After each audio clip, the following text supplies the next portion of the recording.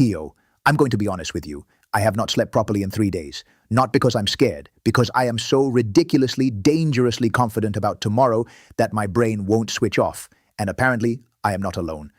The fan mood right now is genuinely fascinating. After the 3-0 and then the 4-1 against Elche, people have gone from panic to full-blown swagger in the space of a week. One fan on Twitter wrote, "We're going to the Etihad to collect the trophy, not to play a match." That's where we are. And look, I get it. I am that fan. But let's also talk about the news that genuinely made the whole fan base do a double take this morning. Mbappé has apparently trained normally.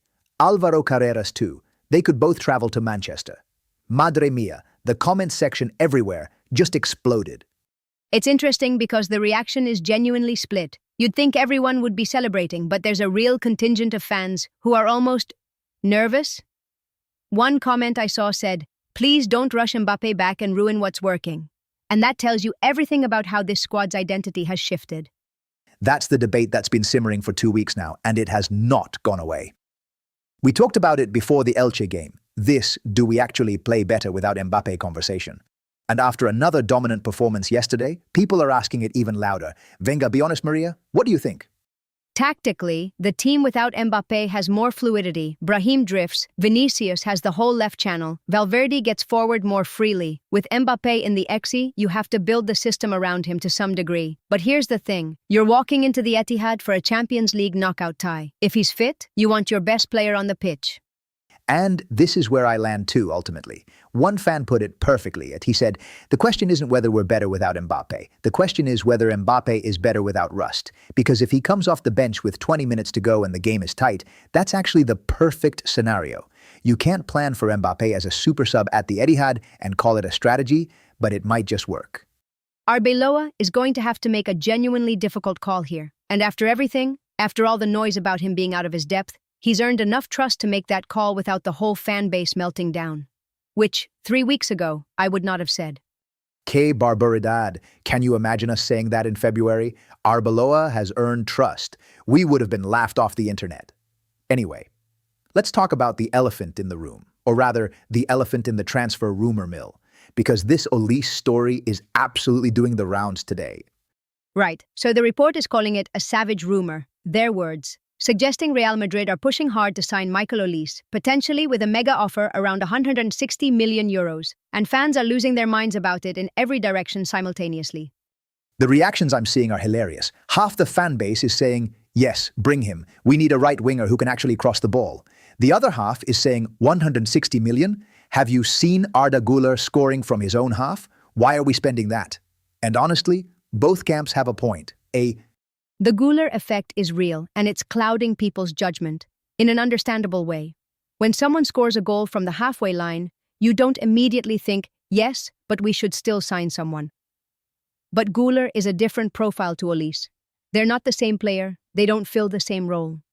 That's the nuance that's getting lost. Someone in the replies literally wrote, "We have Güler, we don't need Olise." And I wanted to scream, "Tio, Güler is a number 10, a creative midfielder. Olise is a wide forward. This squad has a very specific problem on the right side.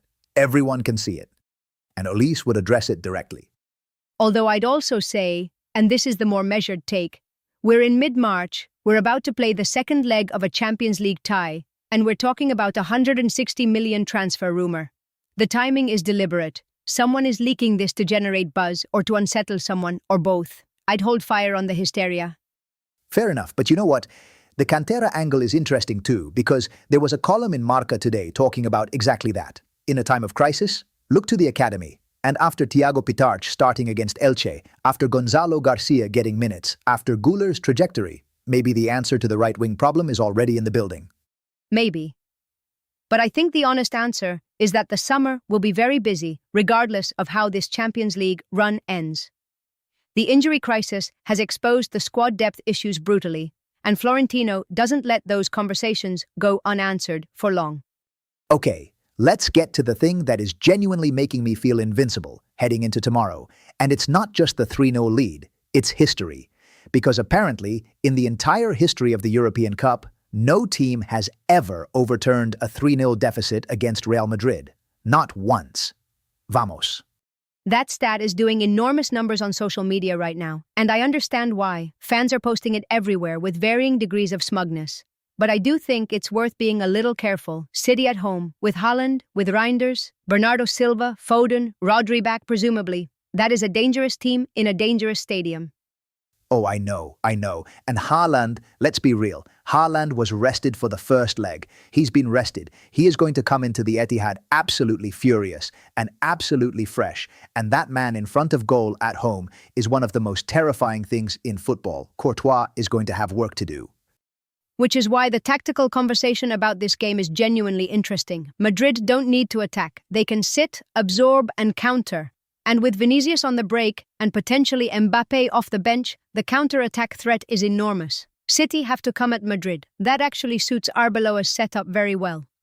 One fan said something that stuck with me. They wrote, City have to score 4 goals against the team that just beat them 3-0. Let that sink in.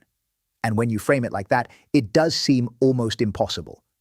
But this is the Champions League, this is Pep Guardiola, and impossible is a word we should probably not use lightly. The City fans I've seen commenting, and I do check the other side, someone has to. They're not giving up.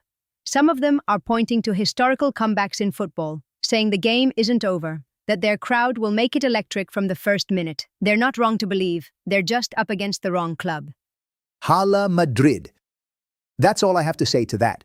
Right, before we go, quick word on Casemiro, because there was a report about Manchester United wanting him for another year, and I feel things about this.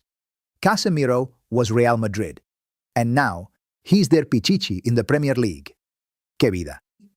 It's a strange one. Genuinely impressive that he's reinvented himself as a goalscorer at United, but it also just makes you think about what could have been if he'd stayed even one more year. Anyway, that's someone else's problem. We have a Champions League second leg to not worry about. Exactly. Look, tomorrow morning we are back. Same time, 7 o'clock, and the match is in the evening. So tomorrow's show is still the pre-match show. The final thoughts, the lineup debate, the last-minute Mbappé decision drama, all of it. We will be ready. Tonight, just enjoy the calm before the storm, Tio. Get some sleep, Rafa. You said you haven't slept in 3 days. That's not good. See everyone tomorrow morning. Hala Madrid, and nothing else.